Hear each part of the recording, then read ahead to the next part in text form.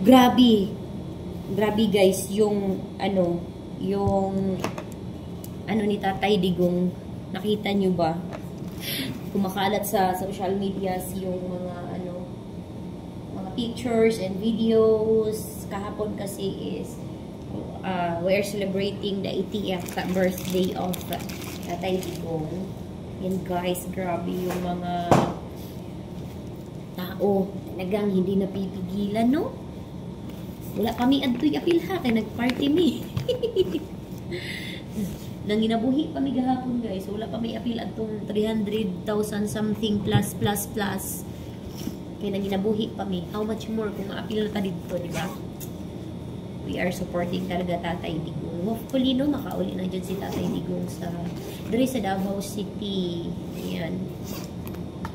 Pero sabi ninyo guys, ilong. Nakadungog ko og gahapon balita nga if ever daw makagawa si Tatay Digong sa makalaya si Tatay Digong, basig daw kanang ana sila madili sa daw paulion diri sa Pilipinas kay chika dura ko ha kanang nagchika lang ko sa akong nadungog, pero may point man pud sila kay basil daw mapariha sa kadtong president last itong niaging mga presidente sa Pilipinas, si Aquino rin, di ba? Si Aquino, binaril nung aray. Nakisaw-saw na tayo sa lang politik. Pero dili magud nato malikayan kay tungod.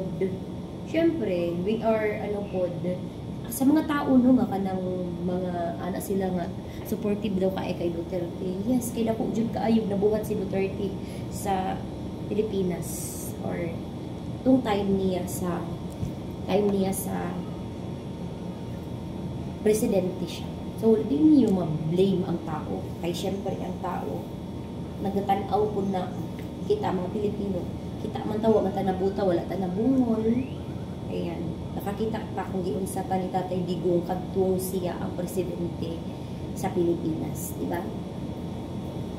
Mag-safe ta, pero sa uban, karon nga generation yung president dili jud ko makaingon nga kanang safe ta maglakaw-lakaw lahi jud sa una katong si Tatay Digong ang presidente.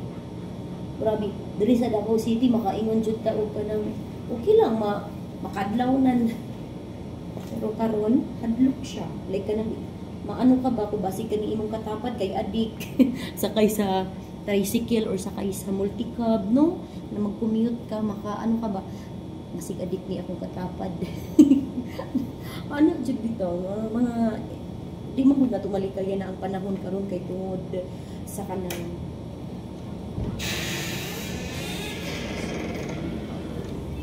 ay, kani sir? Okay.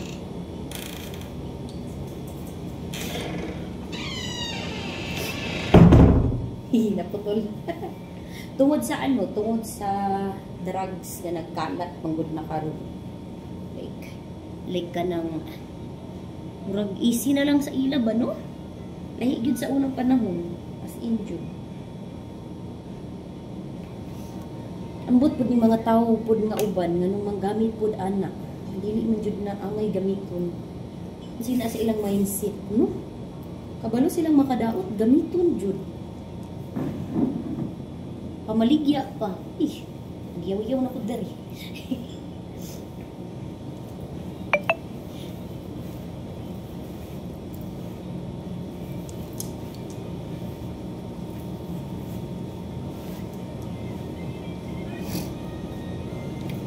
So mag-make up na po guys, kay basig mga bot na ang mga bisita. Basig isahan na po sila abot. So unya na ta magyaw-yaw. No edited ni ha, no edited pasa i-post na to ni diretso.